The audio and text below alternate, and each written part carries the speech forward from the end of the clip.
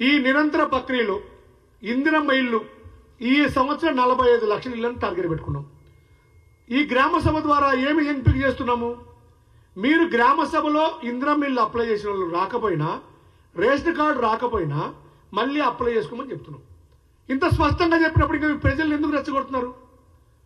ప్రజలను రెచ్చగొట్టి ఎన్ని రోజులు రెచ్చగొడతారు? మీ 10 సంవత్సరాల దరిద్రమైన పాలన చూశారు కదా, ఇప్పుడు ప్రజాస్వామ్య వ్యవస్థలో చూస్తున్నారు కదా, ఆ పాలనకి ఈ పాలనకి తేడా. రాష్ట్రాన్ని అప్పుల కుప్పగా మీరు మార్చినప్పటికీ, అధిక వడ్డీలుగా అప్పులు తెచ్చినప్పటికీ వాటన్నిటిని బ్యాలెన్స్ చేసుకుంటూ ఈరోజు మా ఆర్థిక మంత్రి, ఉప ముఖ్యమంత్రి బట్టి విక్రమార్క గారు చాలా కష్టంతో దాన్ని రాష్ట్రాన్ని ముందు నడిపిస్తూ ప్రజల సంక్షేమే ధ్యేయంగా పనిచేస్తున్నారు మా మంత్రివర్గం అంతా కూడా, కాంగ్రెస్ పార్టీ మంత్రివర్గం అంతా కూడా.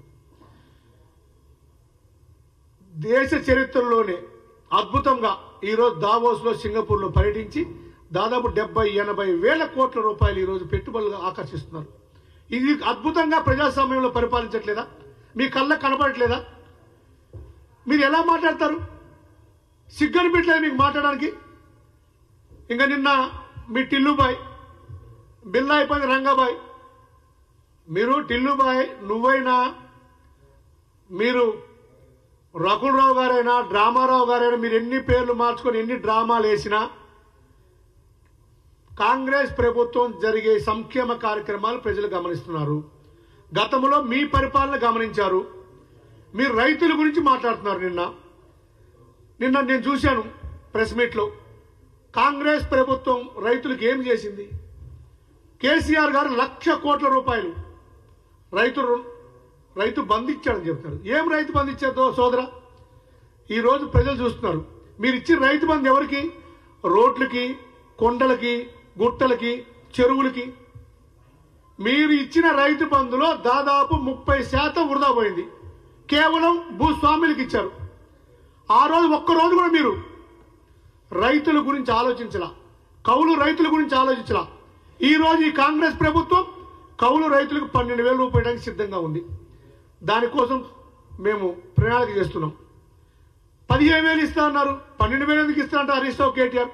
అరే సన్నాసులారా, మీకు తెలివి ఉందా లేదా? మీరు రూపాయి ఇగిపోయారు కదా, మీరు రూపాయి ఇయ్యలేదు కదా.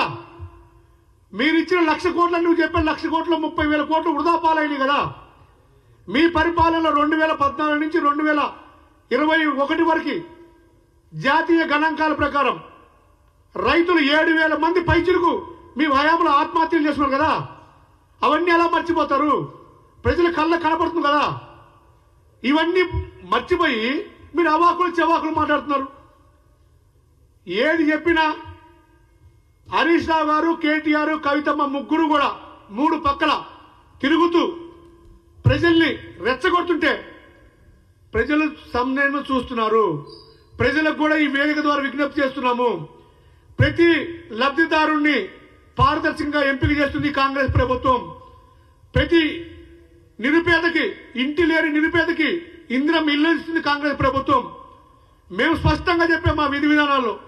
మీ గ్రామంలో మొట్టమొదటిగా ఖాళీ ప్రదేశం ఉంటే మేము వాళ్ళని లబ్ధిదారులు ఎంపిక చేసి డబ్బులు ఇస్తామని 45 లక్షల ఇల్లు ఈ సంవత్సరం ఇస్తున్నాం. ప్రతి సంవత్సరం ఇస్తున్నాం. ఈ 5 సంవత్సరాల పాలనలో ఇల్లు లేని కుటుంబం ఈ తెలంగాణలో ఉండొద్దు అని ఈ ఇందిరమ్మ రాజ్యంలో మా రేవంత్ రెడ్డి గారి పట్టుదల. మీరు ఎలా మాట్లాడతారు హరీష్ రావు గారు, కేటీఆర్ గారు? సిగ్గనిపించలేదా? ఇంకా మీరు మారరా? కుక్కతో ఒక వంకరని మీ బుద్ధి ఎప్పుడు కేటీఆర్ బుద్ధి మారదా? అదే బుద్ధి. ఆ రోజు కన్ను మిన్ను కానరాక ఏది పడితే అది మాట్లాడు అధికారంలో ఉన్నప్పుడు.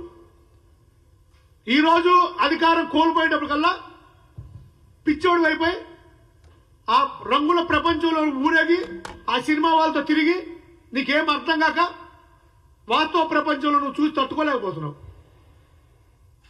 ఈ తెలంగాణ రాష్ట్రంలో ప్రతి పేద కుటుంబానికి సంక్షేమ కార్యక్రమాలు అందిస్తాము. ఇప్పుడు ఈరోజు అవాకులు చెవాకులు మాట్లాడుతున్నావు కేటీఆర్. కాంగ్రెస్ ప్రభుత్వం 40,000 అప్పు ఉంది, 50,000 అప్పు ఉందని సిగ్గనిపించడానికి ఆ మాట చెప్పడానికి. గతంలో 2018లో కాంగ్రెస్ ప్రభుత్వం నిరుద్యోగ భృతి 3,000 రూపాయలు ఇస్తా అంటే మీ నాయన 3,016 రూపాయలు నేను ఇస్తాను చెప్పి 16 రూపాయలు పెంచి ₹1 కూడా నిరుద్యోగికి ఇలే కదా. నిరుద్యోగుల నోట్లో మట్టి కొట్టారు కదా. కనీసం వాళ్ళు కాంపిటేటివ్ ఎగ్జామ్స్ కి చేసుకునే అవకాశం కూడా మీరు కల్పిలే కదా.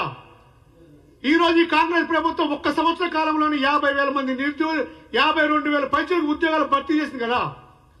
మీకు కనపడట్లేదు ఇదంతా. రైతుల గురించి మాట్లాడుతున్నావు. నువ్వు వెళ్లే ముందు ఏం చేసావు కేటీఆర్? హరీష్ రావు సిగ్గనిపించాలి. మళ్ళీ చెప్తున్నాం. ప్రజలు నవ్వుతున్నారు మిమ్మల్ని చూసి, మీ పిచ్చి ప్రేలాపలను చూసి. మీరు వెళ్లే ముందు రింగ్ రోడ్ అమ్ముకుంట్రి, వైన్ షాపులు కూడా అమ్ముకుంట్రి సిగ్గు లేకుండా. రాబోయే 2 సంవత్సరాలు కూడా వైన్ షాపులు అమ్ముకుంట్రి. ఇంకెక్కడ? ఎన్నికలు అయిపోయినాక రైతు బంధు కాంగ్రెస్ ప్రభుత్వం వేసింది. ఈ రోజు కూడా రైతు బంధు గుట్టలకి, ఫ్లాట్లకి, రోడ్లకి, చెరువులకి, కొండలకి కాకుండా నిజమైన హక్కుదారులకి, నిజమైన రైతు సోదరులకి లబ్ధి చేకూరే విధంగా రైతు బంధు ఇవ్వబోతున్నాం. రైతు భరోసా ఇవ్వబోతున్నాం. నిరుపేద భూమి లేని రైతులకి 12,000 రూపాయల సాయం, రైతు సాయం చేయబోతున్నాం. ఇవన్నీ ఒక ప్రణాళిక ప్రకారం జరగబోతున్నాయి. అసలు ప్రతిపక్షాలు ఓర్చుకోలేకపోతారు, తట్టుకోలేకపోతున్నారు. డబుల్ బెడ్రూమ్ ఇల్లు గురించి మాట్లాడే హక్కు లేదు. మీ నాయన ఏమన్నాడు? కళ్ళైనా, కోడైనా, ముక్కైనా, అల్లుడైనా.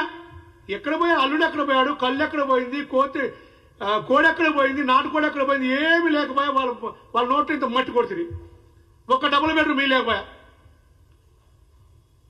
ఇంకా మా కూకుట్పల్లి నియోజకవర్గం గురించి మాట్లాడదాం ఒక్క నిమిషం. నిన్న మా కూకుట్పల్లి నియోజకవర్గంలో మా ఎమ్మెల్యే మాధవరం కృష్ణారావు గారు హౌసింగ్ బోర్డు స్థలాలు కబ్జాలు అవుతున్నాయి, కాంగ్రెస్ ప్రభుత్వం అన్ని కబ్జాలు పెడుతుంది, కాంగ్రెస్ ప్రభుత్వం ప్రభుత్వ స్థలాలు అమ్ముకుంటున్నారు. ఎమ్మెల్యే గారు మిమ్మల్ని సూటిగా ప్రశ్నిస్తున్నా.